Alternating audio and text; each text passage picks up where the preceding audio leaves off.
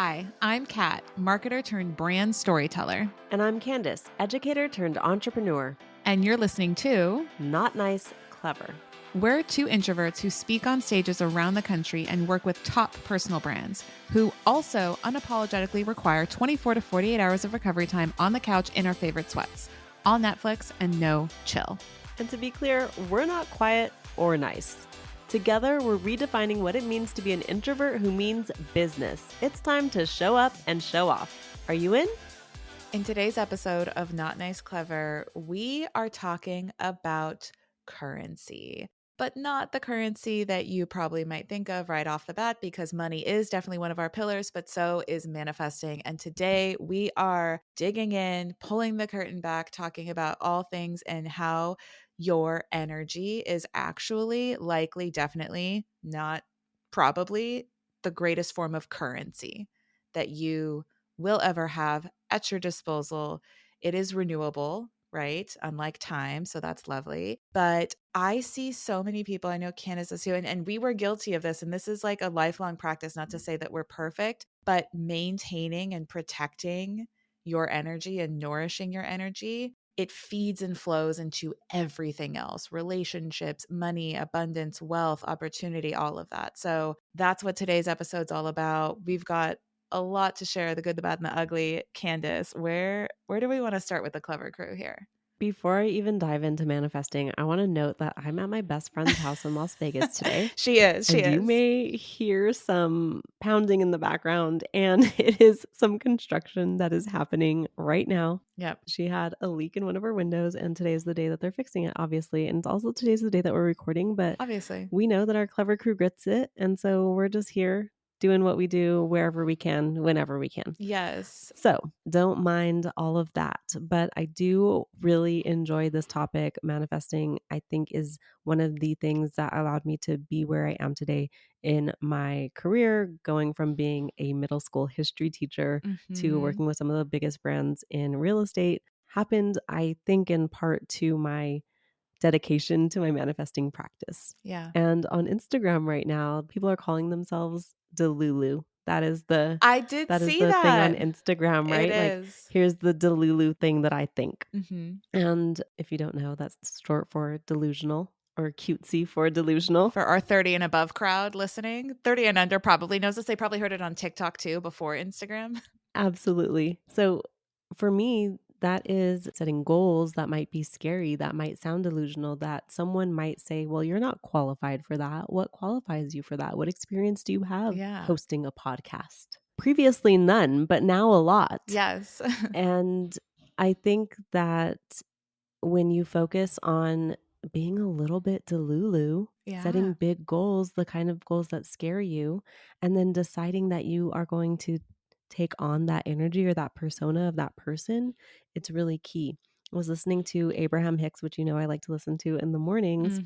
And one of the topics that was recently talked about was the idea of choosing assumptions that work for you. So I'm going to give you an example. Let's say we are going to reach out to someone who we want to have on our podcast.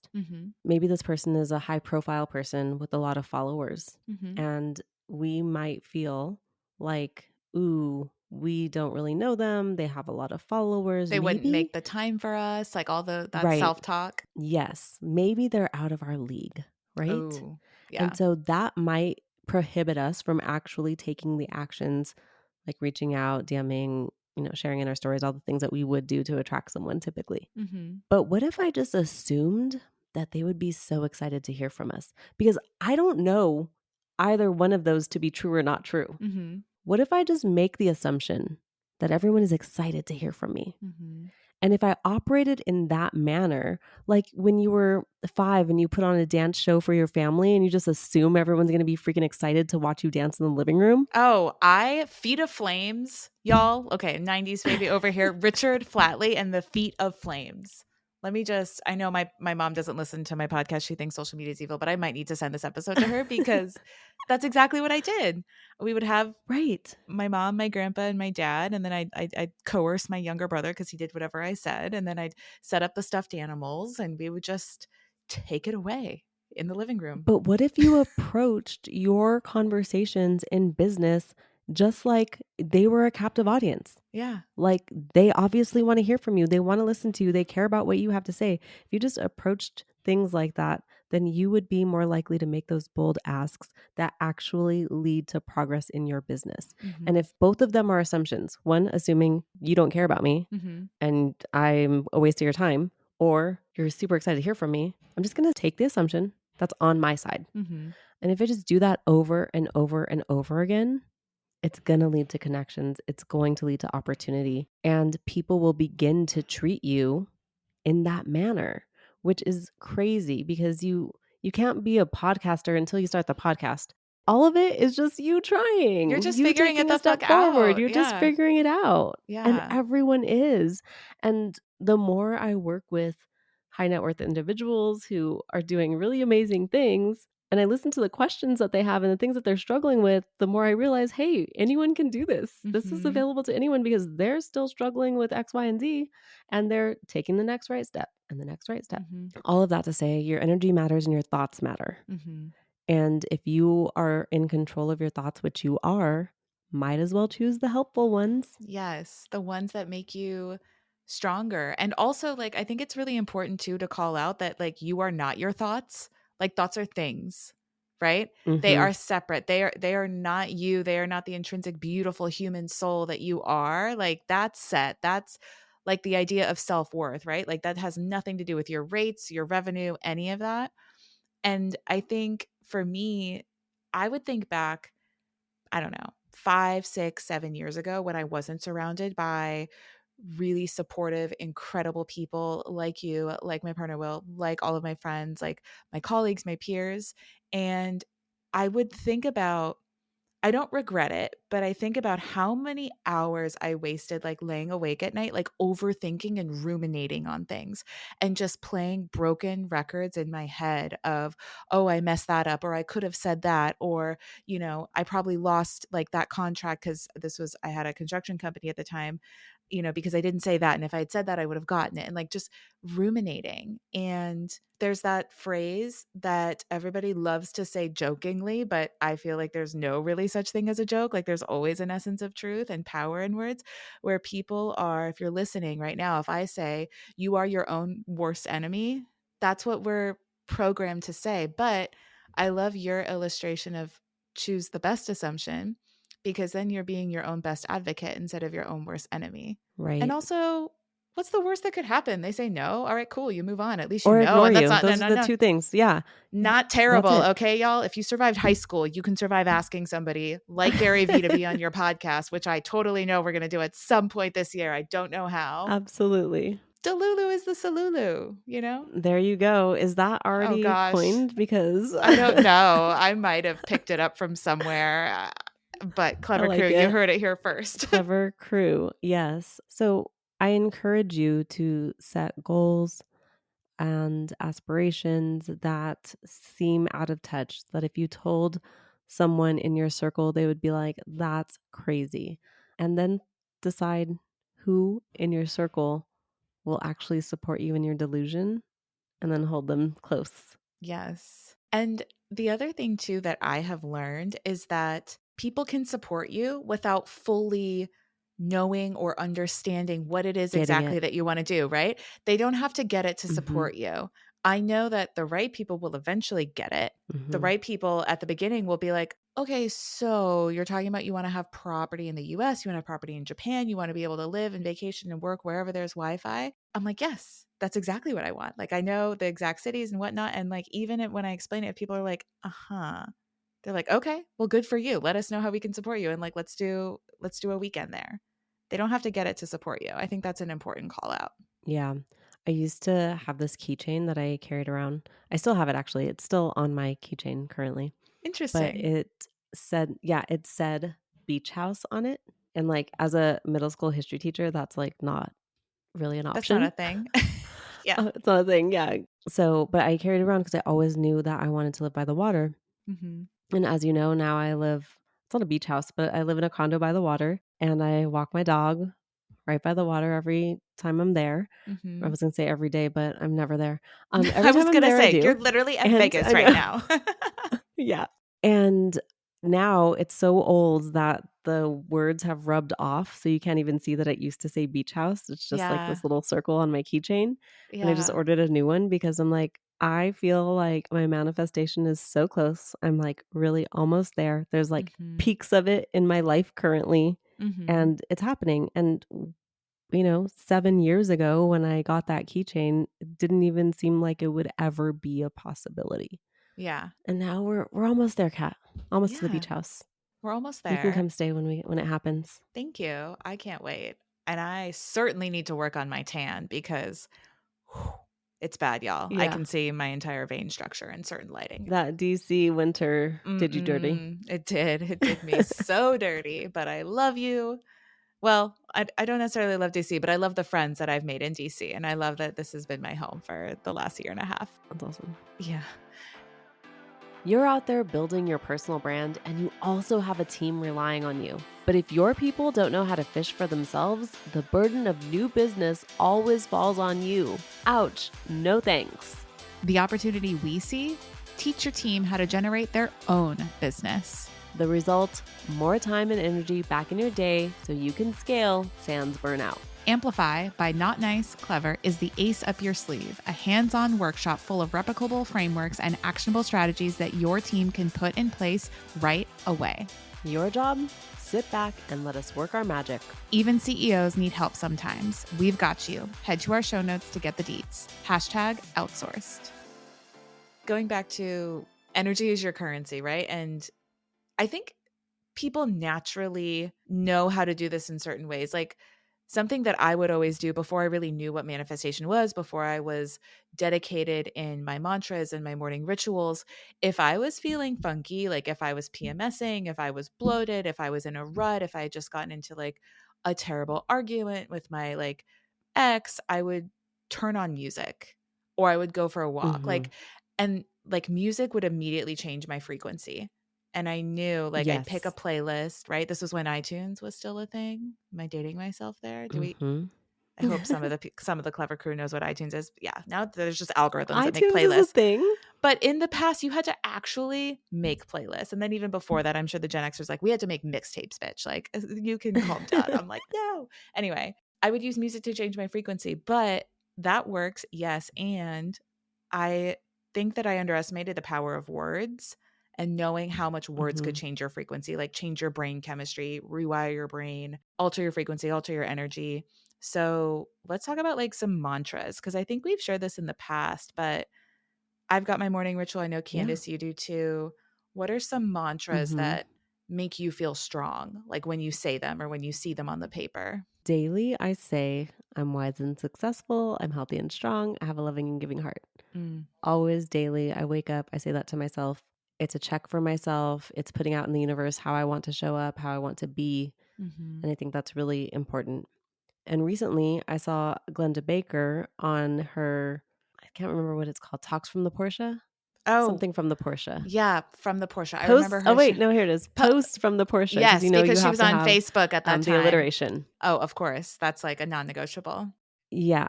So on Instagram, she's doing a post from the Porsche, and she was saying what she says to herself is something along the lines of, My name is Glenda Baker, and great things happen to me." Mm, And I was like, "Oh, I love that." And I'm not saying it verbatim, but go check out her post and see, what she does. And I was like, yeah. "I'm gonna take a variation of that." And so I just started like last week since I saw her say, "I'm Candice Carciopolo and unexpected amazing things happen to me every single day." And then it changes my awareness level Mhm. because amazing things do happen to me every day, but am I stopping to appreciate them? Am I Yes. stopping to say, 4 years ago, Candace would have thought this invite was amazing and incredible, but now it's my normal life. Mhm. Am I still stopping to appreciate it in the same way that I would have when I would never was in this realm, you know? And so I'm just realizing that it's changed my attention to those small, amazing things that are actually really big when you look at it on with Like the perspective. bigger picture. Yeah, Yeah. perspective, yeah. Well, and whatever you appreciate, whatever you focus on amplifies, period, right? That goes for the good, the bad, the ugly, all of it in between. So you are entirely in control of what you want to focus on and appreciate. And if you even think about, like we talked about, like attracts like, right? Energy is your currency. Mhm. If you are telling yourself that you are unqualified, you mess up, you don't keep promises, you're flaky, you're undisciplined, you're not a morning person, can you tell I've reprogrammed all of those things that I used to say? Then the only thing like attracts like a magnet, right? The universe is going to be like, Yes. "Welp, I guess like that's the shit that she's here for. So like let's keep giving it to her. Let's keep proving her right." Yeah. Right? So Yep. say something different. I'm a morning person after 11 a.m. current local time. Well, or like there's no judgment on if you're a morning person or not. Like it doesn't Right. matter. You know what I mean? Like that's also an option. Or if I come alive in the nighttime because I love that. Yeah. Yeah, embracing it. It is what it Abraham is. Hicks was talking about staying away from unlucky people, Oh, and I that's was like, "Ooh, interesting. that's so good." Because people who are unlucky in quotation marks Uh huh. are people who are choosing to see the world through a different lens. Mm-hmm. And if you are identifying as an unlucky person, you're Mm. putting yourself in that cycle instead of like, obviously, life happens and things happen that don't go our way all the time. Yeah. Yes. But I would never say that I'm unlucky. Yeah. Just be like, yeah, that thing happened. It Yeah. wasn't ideal, but we're moving on. Here's what we learned Right. from it. And that's it. Exactly. So that you don't repeat it. Yes, so that you're not in that cyclical, Loop.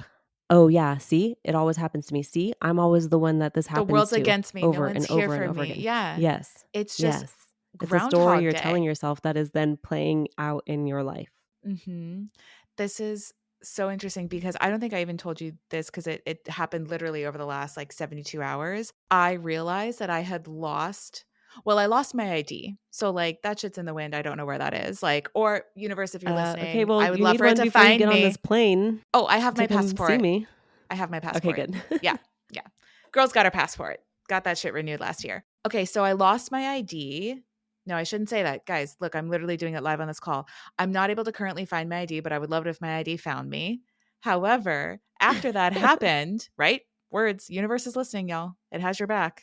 It Yeah. just wants to try to do right by you, but if you're telling it some fucked up shit, it's only going to deliver that. So then get this, a day later, I misplaced my wallet when Will and I are out to dinner. Now, I went back to the restaurant. First of all, I was like pissed. I was like, fuck, like the cards that my everyday cards that I Yeah, use are there. And then the credit cards that that's frustrating. I don't use to help me build my credit, I have to start using. One of them was even expired. So I was like, fuck, I can't even use that one until I find my wallet. And I like really started getting down on myself. I went to the restaurant. I was like, have you found, like, did you have this wallet? It was also the wallet that Will got me for my birthday. It's this like Mm, beautiful red Valentino wallet with like the gold spikes, and he got it for me when we lived in Miami still. So I have sentimental value with the wallet. Like, yeah. forget the cards. The cards are plastic. I can replace them. Mhm. But I was getting so down on myself when I went to the restaurant and I couldn't find the wallet. And I started spiraling. Like Will came out, or I came out, and Will was waiting there for me in the car. He's like, "Did you find it?" And I was like, "No." And I like started getting all teary eyed. And he was like, "Oh, boo." He's like, "It's okay. It'll turn up." He's like, "It'll turn up. Who knows?" He's like, "Let's head home." And then when he said that, I was like, "Oh," I was like, "We Ubered home that night, but I paid at the restaurant." So I knew I had the wallet at the restaurant. So then I go into the Uber app, I contact the driver. I don't get in touch with him at first, but then his brother gets in touch with me because the driver is hard of hearing. And the brother's like, "Yeah, my brother has an appointment in your area tomorrow. He can drop it off, no problem." What? And Amazing. we would have mailed it to you, but there was no ID. So we didn't know who you were or where you lived, and you didn't come up on Google. I Oh, was like, right? And so he dropped it off yeah. literally this morning as I'm recording this episode. And then I Zelled him some thank you money because I was so grateful. Oh, it's so nice. Right? So That it's like energy energy. I was and noticing and s being appreciative right? of it. And then, like, when I couldn't get in touch with the Uber driver immediately within the app, I almost started going down that path again. I was like, "Wait," I was like, "Just step away. The case is open. They'll figure it out." And then it was like the next morning that I got a random text message. They're like, "Hi, this is so and so, the brother of your driver from the other night. He has your wallet. We can drop it off." And I was like, Oh my gosh. So cool. "So I love that story. it's just like, yeah, but I share that because, like, even I catch myself, and Candace, I know you and I will have our little mini Of vent course. sessions, and we'll be like, "Okay, we're gonna Yeah. take 5 minutes to be a bitch about this, and then we're gonna, like, handle it like a boss." But it's just, yeah, energy, man. I think having tools in your toolkit to Yeah. recognize when they happen and just stop yourself and choose something that's going to serve you better because it's part of the human condition to have negative thoughts sometimes or to kind of start spiraling. That's Yeah. normal. I doubt that you're ever going to stop that completely. I haven't been Mhm. able to, Me either. but recognizing it sooner and flipping the script on it sooner is always going to lead to better outcomes for you and thoughts that will serve you better and put you on the right path. And especially when we're talking about brand building to bring it back to, branding and marketing yourself, Yeah. people are attracted to your energy. Mhm. And when you begin to spiral, you naturally are going to end up with that desperate energy that we know is not attractive to anyone, as Kat Mhm. likes to remind us. Yes, it don't sell anywhere. Desperate doesn't sell. No, it does not. And so we see that, right? Where you'll say all the right things. You'll have the perfect process, the ideal CRM, the optimized website. You'll have the perfectly designed business card. Your pitch is honed. You hired a really expensive business coach to map all that out. And yet, nobody still wants to work with you. It's not the things, y'all, it's you. Yes, those things help. But I know Hmm. somebody listening in has also fumbled the response, said the wrong thing, maybe word vomited a little. And the person was like, Candace, y'all, you sold me. I'm good. Like, where do I sign? And you're like, oh shit. Okay. All right. Let me just like put my foot in my mouth and like, let's get the contract going. You say all the wrong things and the right Let's person go. is still like, so where do we sign? And I'm like, oh, this was a lot easier than I thought it was going to be. Right. Yeah. So energy is currency, y'all. And we'll catch you on the next episode. Thanks for joining us on Not Nice, Clever. Remember to follow our podcast wherever you listen to audio. And if you found today's episode valuable, please share it with your friends. No gatekeeping here. Remember, we love to see our clever crew grow. Signing off, you're not so nice, but oh so clever besties that mean business. See you soon.